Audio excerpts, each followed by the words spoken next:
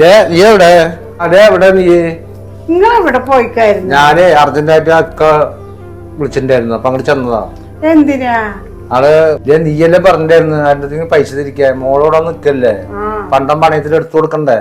അപ്പൊ ഒരു 1.5 ലക്ഷം നവാസ്ക വിളിച്ചേക്ക് തന്നിട്ടുണ്ടായിരുന്നു. നമ്മളെ ലോണ് കിട്ടുമ്പോ അങ്ങോട്ട് കൊടുക്കാൻ. അൽഹംദുലില്ലാ, സമാധാനം, സന്തോഷായി എനിക്ക്.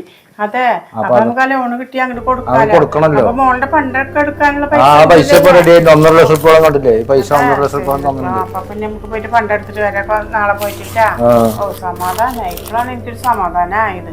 എന്നാ പിന്നെ അത് നാളെ എടുത്തിട്ടേ മോളെ അതൊക്കെ കൊണ്ട് കൊടുത്തിട്ട് നോക്കിയിട്ടും കൊണ്ടാക്കിയിട്ടും വരാം. നമുക്ക് വേഗം ചെയ്യാം.